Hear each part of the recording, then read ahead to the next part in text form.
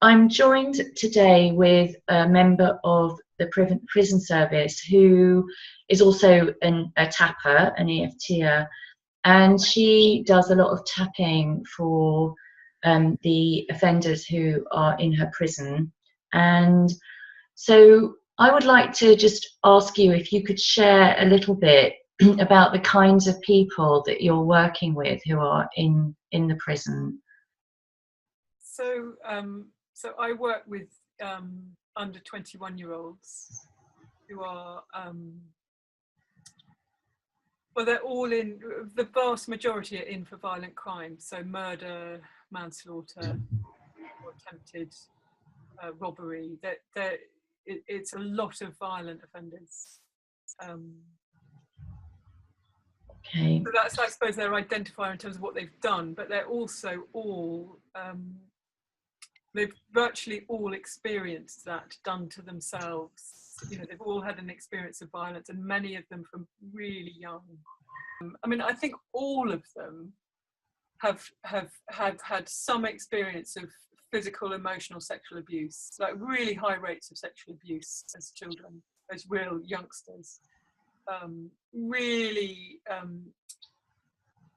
When you think of like a broken family, you often think of, oh, divorced parents, but sort of generally talking to each other and some interest of looking after the kids. But these kind of broken families are sort of smashed to smithereens. They're just, a lot of them have fathers in prison or who have been in prison. Many of them have mothers who've been in prison. It's really, they just come from a different layer of society almost, and it's almost, you know, I would never suggest that it's okay for them to have done what they've done that's got them to prison, but I do understand why they've gone down that road. I get it, because you hear their stories and it's heartbreaking. Like, you know, it's really common for us to have youngsters coming in, but we had one in last week, the week before, 15, in for attempted murder, but he's been stabbed 4 times. Wow. Prior to that, you know, that what he's done, that's been done to him. And so they're just operating from a place of complete terror the whole time, and total self-reliance. They've never really been looked after. So at that young age, when they've been formulating how to rely on themselves, they've done it with a very young mind that, you know, self-reliance is a wonderful thing in adults, but as children, you need to rely on your adults, and they just haven't been able to. Wow. Yeah. Yeah. So you've been on your own doing some tapping for them, not with them, but for them. Is that right? Yes. So I tap before I go into work, and often when I come home, and often when I'm at work. But it feels quite. I just feel like it's really difficult to. What I really want is like a team of tappers. I want to know when I go into work that there's a team of tappers that will take 5 minutes out of their day to tap for these young people, these kids, so that I just feel quite overwhelmed by it, really. Oh, that's so beautiful. It makes me feel all tingly, actually, as you're saying that. The thing is, they're just the same as any other kid. I really see, I know that other people wouldn't see them this way, but I really see them as just beautiful, bright, bubbly kids, just like any other teenager, early 20s. You know, they've got their whole lives ahead of them, and it kind of breaks my heart that they hold a belief that that's it. I was talking to one boy recently, and I said, I can't remember what I said, but I said something about, when you're my age, you'll see things differently. And he looked at me and he said, Miss, I'm never going to be your age. And there was a big part of me that thought, yeah, you're right. If you continue in this world that you're in, you are not going to live to your 40s. Wow. And that's just completely heartbreaking. Wow. That at 15, a kid can think, well, I'm not going to be around. I'll be killed before then. Wow. That's incredible. So you were saying also just before we started this conversation about how, you know, when you even show them even the tiniest piece of kindness, they completely overwhelmed that that's possible. Or can you? Really. So you can imagine in prison there's endless thought, you know, you see it in the papers, you know, what does the prison service need to do to reform and change and do better? And, you know, I'm kind of, my job is to try and think about strategy, and actually endlessly I come back to all we need to do is to be kind to these people and kind to the staff so that they can feel kind towards the young people. Because these youngsters, I mean, literally things like knocking on their room door. I mean, I call it a room, you know, most of the world calls it a cell, but I'm really big on, like, it's a room. It's their room. And so, like, you know, I knock on their door before I go in. Like, okay, I've got the key. They haven't got the key, but it's just really simple to knock on the door and say, may I come in? And yet these kids are like, oh, what are you doing talking to me like that? It's kind of, and then you see even just simple, like you would say to any teenager, you know, like you dish out praise, or like, oh, you're doing really well with this or that. And if you say that, if I say to some of these kids, oh, you're doing really well, and or I notice you're interested in football, or, you know, it sounds like you're doing really well in the gym, or they just kind of light up. And just like any kid, and it's so easy. They just need, and so I do some case management with some of the really difficult ones where their behaviour in custody is really, really challenging. And all I ever do every week is say, I'm pleased to see them. I've enjoyed my time with them. Thanked them for their time with me, and told them they're brilliant in some way. And we do talk about the challenging stuff as well. But like the vast majority of the conversation is about how brilliant they are. And it's like watching butter melt. You just see them, all that sort of grubbiness just sort of washes off, and you see their light. It's such a privilege to see them. And I am really aware that lots of people don't see that. And I'm aware that I hesitate to say a gift, but you know, I get that it's different to be able to look beyond the crime and to see them as these beautiful people. And I know that would be really hard for a lot of people. Like, it just happens to be something I can do. But I don't know. I just, like, if everyone could soften up a little bit in their view of these kids could soften up in their view of the world. And then the transformation would be just incredible. It just sounds like you're their guardian angel, literally. Well, I feel it feels really difficult, because if I've got all my strength, like if I'm really centered and I've got my flow of support and my, you know, inner connection with, you know, whatever, then it's quite easy. But it doesn't take much for that to be knocked and buffeted, because, you know, they're, you know, like every teenagers push adults' buttons. They push my buttons. I've got my own young children, so, you know, working through stuff with them, and, you know, my own journey. So if I'm in a centered place, it's easy. If I'm not, it's really, really difficult. And I suppose that's the bit that I really want, is just to feel like I'm not on my own with it, because at the moment I do feel quite like I'm on my own with this group of youngsters, and the staff as well. The staff are as precious as the young people, and there is, you know, maybe not the same degree of trauma, but there's a lot of trauma for them when they've witnessed the violence that goes on in custody on a pretty much daily basis. It's I think everyone's just a bit stuck in it. So you're inviting people to join us in some tapping for these young people, to really support them, and that's what we're going to be doing now. So you've got a much better picture of these people than I could ever imagine. So what is it that you feel that they would really need? And we're going to be sending them some qualities that you feel that could really support them.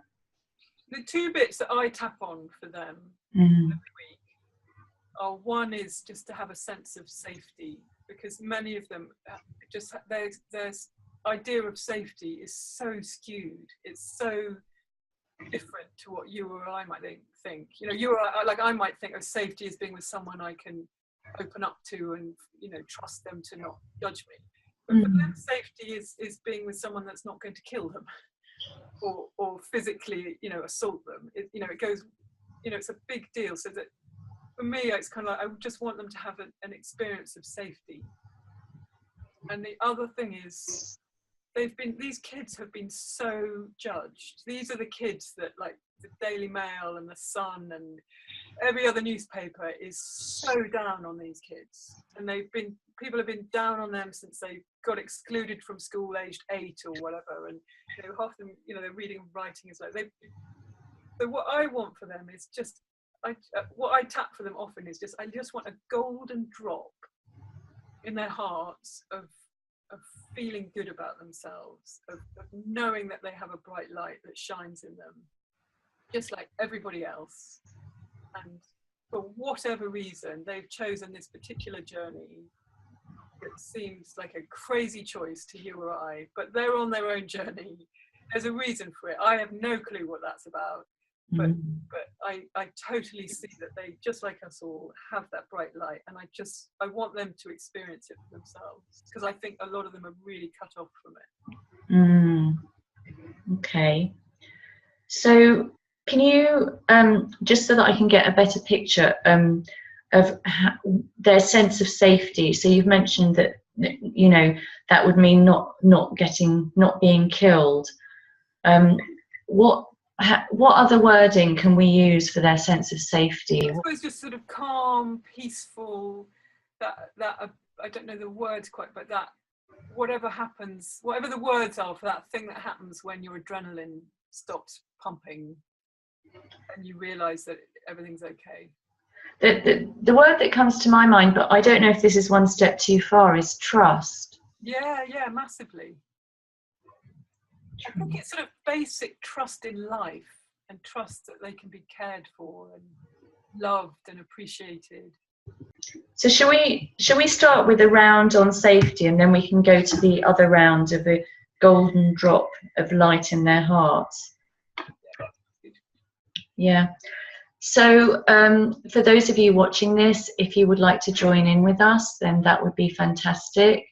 Please take responsibility for your own well-being as you do so, and if at any point anything feels uncomfortable, then simply stop, or you can change our wording if you have other words you want to use. So starting off with your hands on your heart chakra, and say, sending these young people a sense of safety. And take a deep breath.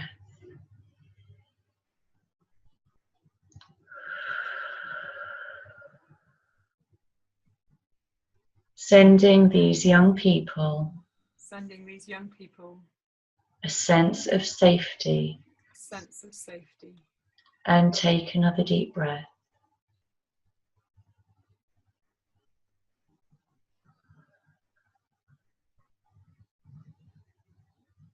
Sending these young people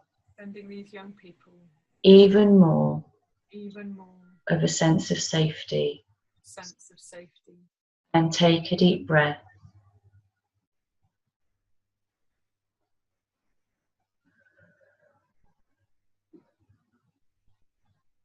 Top of the head. Sending them calm. And take a deep breath.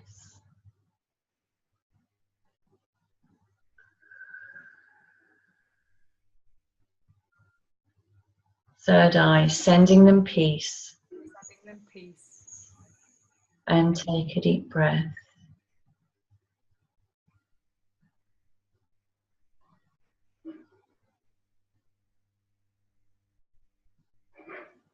And eyebrows, sending them trust in life.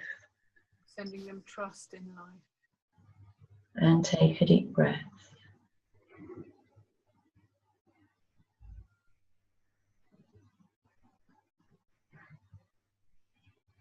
Sending them trust that they can be cared for. Sending them trust that they can be cared for. And take a deep breath.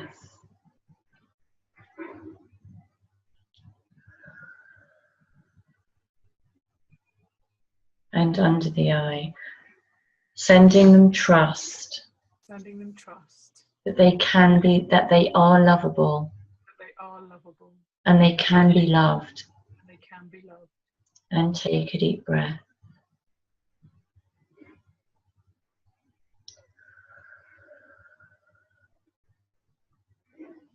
Sending them trust.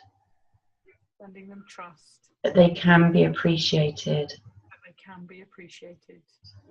And take a deep breath.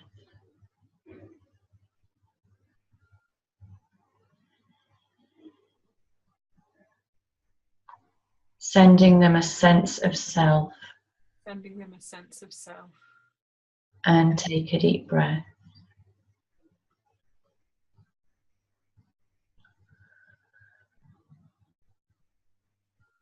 And if anything comes to you, please do interject me with other ideas. And sending them even more of a sense of safety. Sending them even more of a sense of safety. And take a deep breath.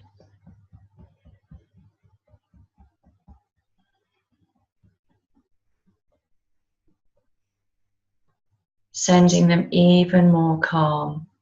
Sending them even more calm. And take another deep breath.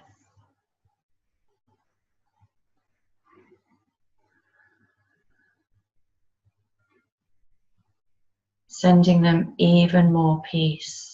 Sending them even more peace. And take a deep breath.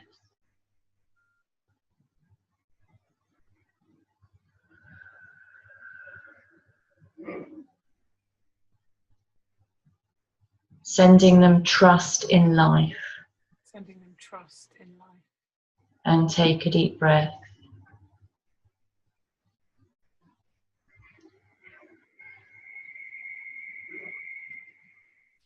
Sending them self-belief. Sending them self-belief. And take a deep breath.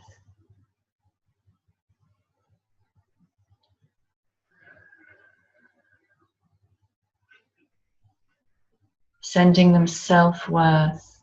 Sending them self-worth. Self-value. Self-value. And take a deep breath.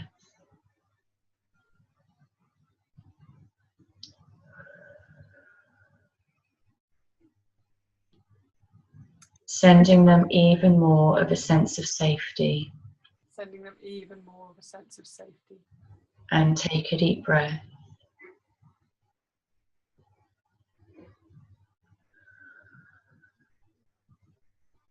I wanted to send them a sense of feeling welcomed in this world. Welcome just as they are. And sending them a feeling of being welcomed in this world just as they are. And take a deep breath.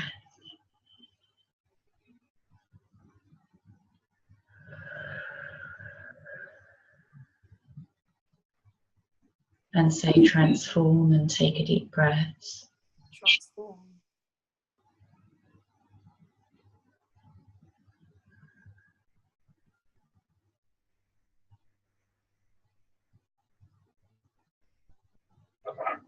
Okay, so any thoughts or ideas or feelings come up for you as a result of that?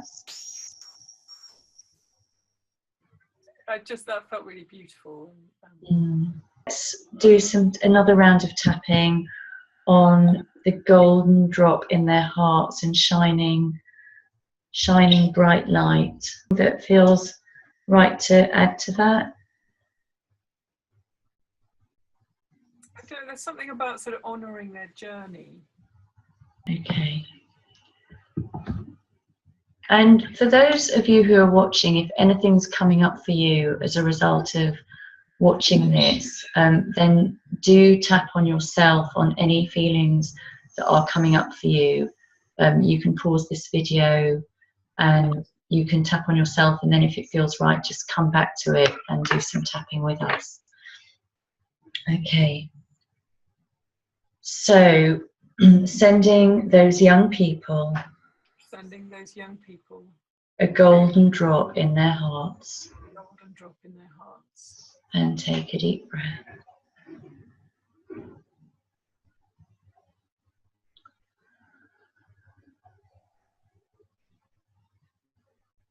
Sending them shining light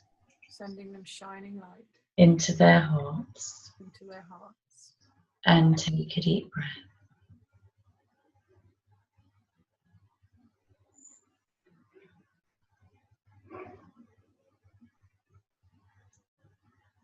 And honouring their journey. And take a deep breath.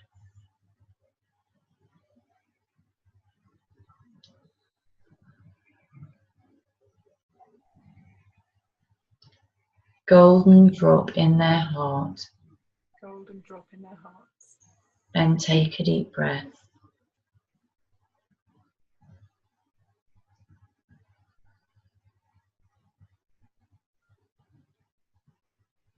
Filled with love.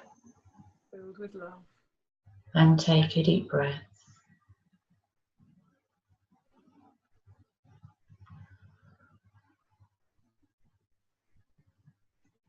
Filled with trust.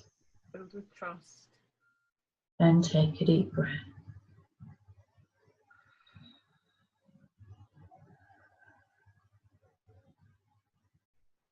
Filled with calm. A deep breath.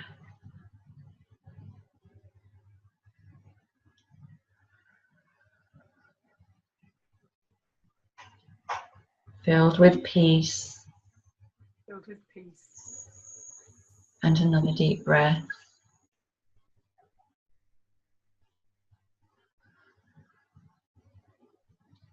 Filled with trust in life. Take a deep breath.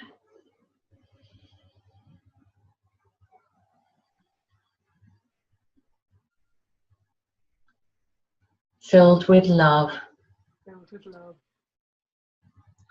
And take a deep breath.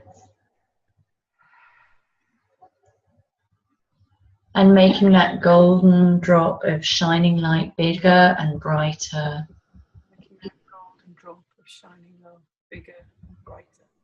And take a deep breath.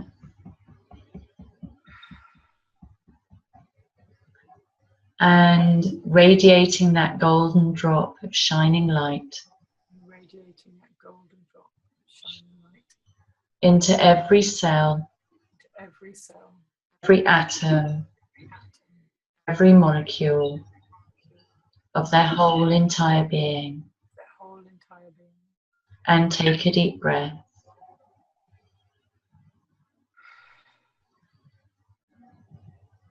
Radiating that golden drop of shining light into their families. And take a deep breath.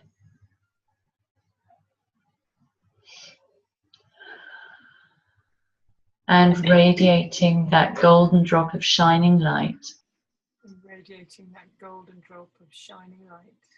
into the prison service. And take a deep breath.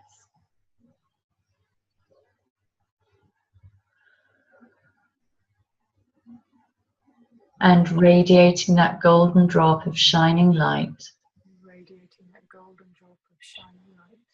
into all the prisons. And take a deep breath.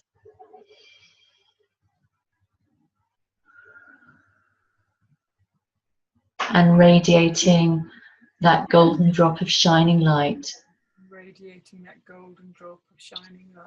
into all the victims. And take a deep breath.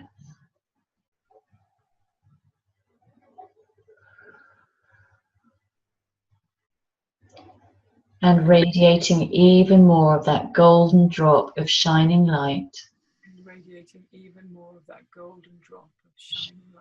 into their futures. And take a deep breath.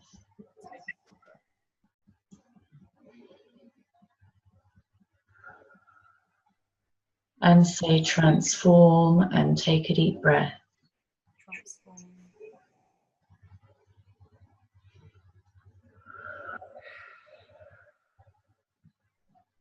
So Thinking during it that I get it's really hard for people that haven't had the experience of working with these people to see them the way that I do. And you know what they have done is horrific.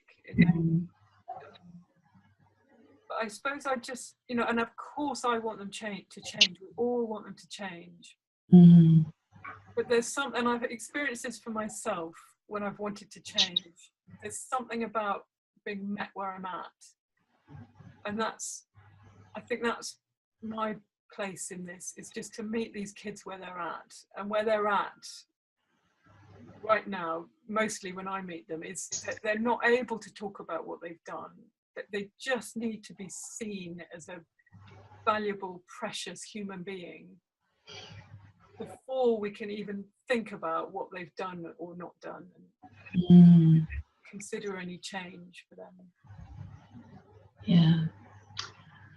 Wow, you're really, really holding their light in such a beautiful way. Like my light to be held, like people that tap along with this. Yeah, we are all holding your light and shining your light so that you can hold their light.